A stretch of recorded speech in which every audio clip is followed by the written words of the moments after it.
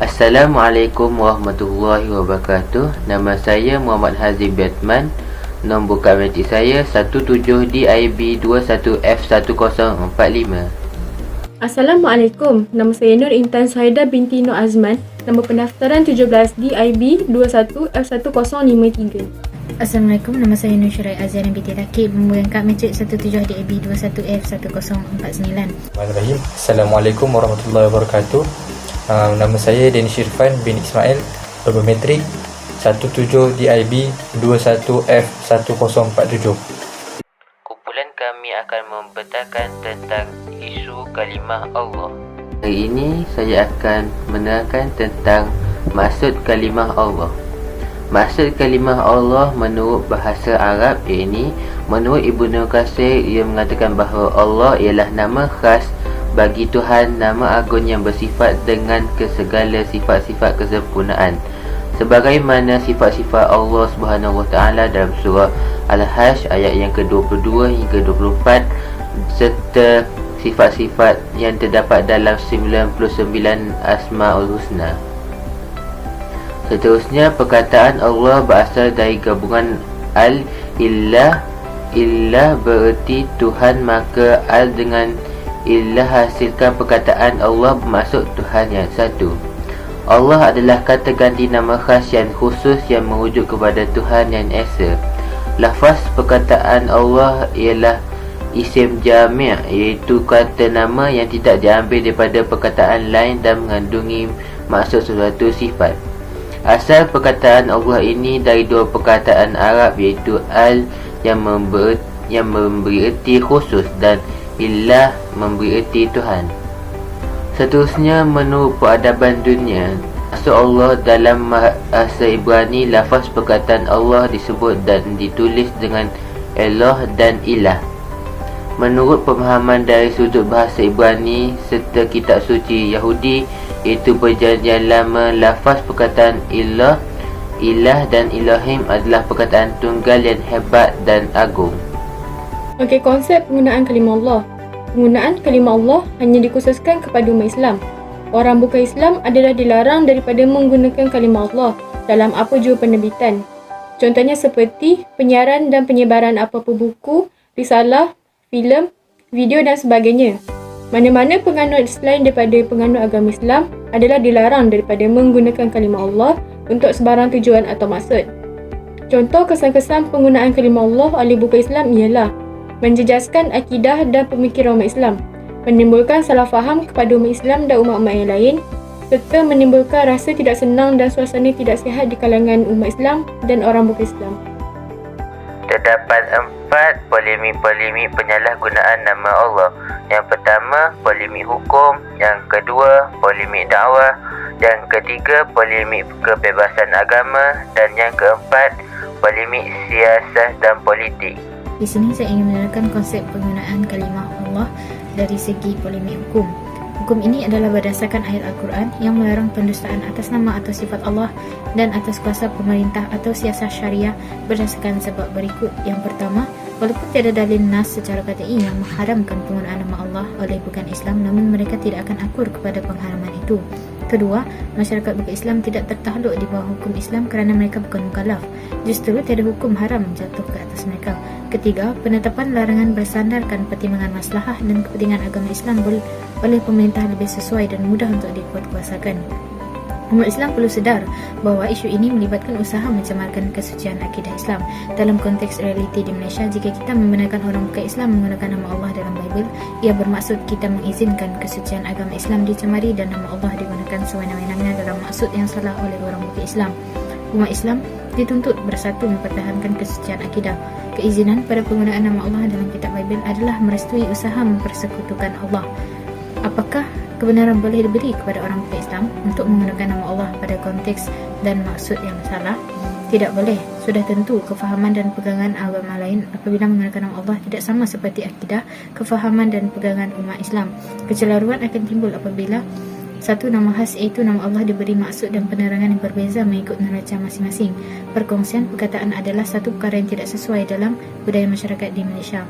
Bahkan akan menimpa masyarakat awam Islam yang akan keliru dengan situasi ini yang sekaligus boleh mencemarkan akidah dan keimanan mereka. Ia juga akan membuka pintu pada ancaman yang lebih berat terhadap Islam. Penerimaan dan penggunaan nama Allah mestilah dalam maksud tauhid sebenar yang digariskan oleh syarak. Sebarang bentuk penyalahgunaan nama suci Allah adalah penghinaan pada akidah Islam dan sudah tentu akan mencuit sensitiviti beragama umat Islam. Terusnya ialah polemik dakwah. Polemik yang pertama, pertimbangan yang perlu dilihat untuk mengaitkan isu penggunaan nama Allah oleh orang bukan Islam dengan peluang dakwah lebih tertumpu pada maqasid syariah, kerana realiti setempat di Malaysia menjadi penentu utama. Ianya melibatkan kepentingan yang paling utama, iaitu menjaga dan mempertahankan agama melalui dua strategi. Yang pertama, pengukuhan agama Islam melalui penyampaian dan sebaran kefahaman yang benar. Kedua, pemerkasaan usaha mempertahankan kesucian agama Islam daripada gerakan yang bertujuan mencemarkan kesuciannya. Polemik yang kedua pula ialah larangan penggunaan nama Allah oleh bukan Islam dalam konteks penggunaan harian tidak akan menjauhkan jurang pemahaman masyarakat bukan Islam terhadap Islam, malah merapatkan jurang pemahaman masyarakat bukan Islam terhadap Islam perlu dilakukan dengan cara tugas, usaha dakwah serta penerangan yang terperinci. Setiap individu Muslim di Malaysia dan pihak berwajib perlu berani memberi penerangan yang sebenar dalam masyarakat bukan Islam tentang maksud dan konteks sebenar penggunaan nama Allah tersebut. Seterusnya kita akan pergi kepada polemik yang ketiga, iaitu kita perlu bertegas dalam penggunaan nama Allah oleh orang bukan Islam kerana yang pertama, kita perlu berwaspada dengan ancaman licik lagi sistematik daripada musuh-musuh Islam yang sentiasa berusaha menyelewengkan orang Islam dan menghancurkan Islam. Kedua, apabila kelompok bukan Islam mula menyentuh isu-isu yang menjadi teras pada agama Islam, maka kita perlu sedar tentang peringatan Allah dalam surah Al-Mumtahanah ayat 9. Dan yang ketiga, kita perlu memberi perhatian dalam isu yang diperkatakan seperti Islam sudah pun mempunyai pegangan teguh dalam akidah. Polemik yang keempat pula ialah punca kekeliruan kefahaman masyarakat umum terhadap polemik dan isu ini ialah perbincangan terbuka oleh mereka yang bukan ahli, terutamanya di kalangan ahli politik tentang isu ini. Sekiranya ingin membuat perbincangan juga, terdapat beberapa perkara yang perlu diberikan perhatian seperti menyuburkan hujah, berteraskan dalil dan fakta, menghayati realiti semasa, menjauhi sifat ta'asub, menyuburkan sifat mencari kebenaran, meletakkan kepentingan akidah umat sebagai keutamaan, menghindari kepentingan politik, individu atau alasan duniawi, dan yang terakhir menggunakan penilaian objektif dan holistik. Polemik kebebasan agama.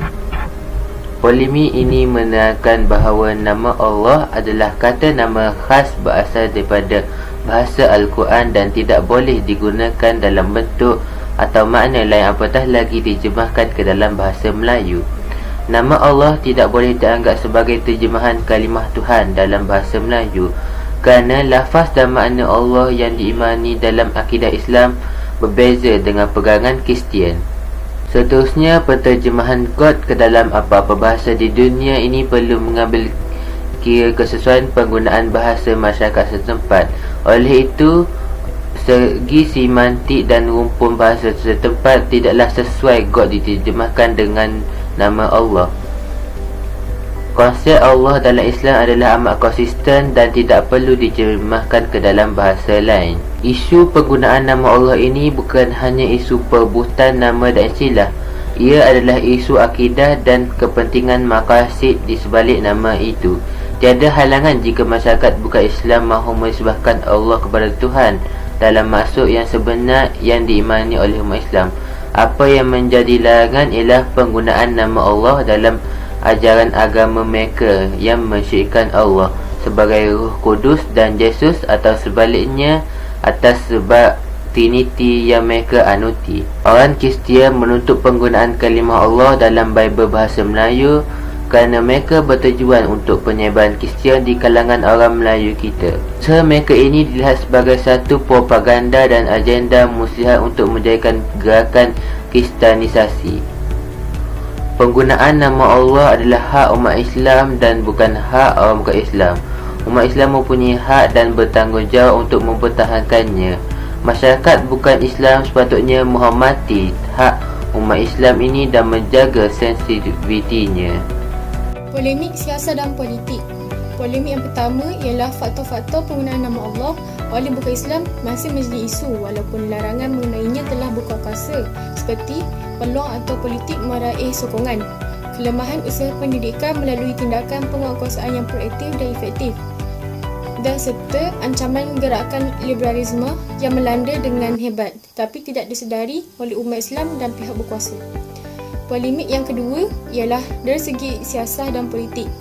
Rasional di sebalik larangan penggunaan nama Allah oleh orang bukan Islam ialah bagi memelihara kesucian akidah Islam dan mengelakkan seraguna serta kekeliruan di dalam masyarakat, khususnya di kalangan umat Islam. Polemik yang ketiga, Sabah dan Sarawak dibenarkan menggunakan kalimah Allah kerana bagi penganut Kristian di Sabah dan Sarawak dibenarkan menggunakan nama Allah dalam upacara sembahyang dan keagamaan kerana secara tradisinya ia telah diamalkan sejak dahulu lagi. Langkah ini juga mengambil kira kebiasaan penduduk Islam di kedua-dua negeri berkenaan terhadap amalan penganut Kristian itu. Bagaimanapun, penganut Kristian dan pihak gereja di semenanjung Malaysia tetap tidak dibenarkan menggunakan kalimah Allah di dalam sebarang upacara keagamaan termasuk penerbitan. Okey, polemik yang keempat, kerajaan yang memerintah berhak untuk melarang gerakan Kristian menterjemah kalimah God kepada Allah mengikut peruntukan perlembagaan dan ia juga dibenarkan oleh hukum Islam. Islam membenarkan tindakan pencegahan sekiranya didapati dalam kajian diteliti terdapat unsur mudarat melebihi manfaat yang bakal diraih. Sekian penerangan daripada kumpulan kami. Wabillahi taufiq wal hidayah. Assalamualaikum warahmatullahi wabarakatuh.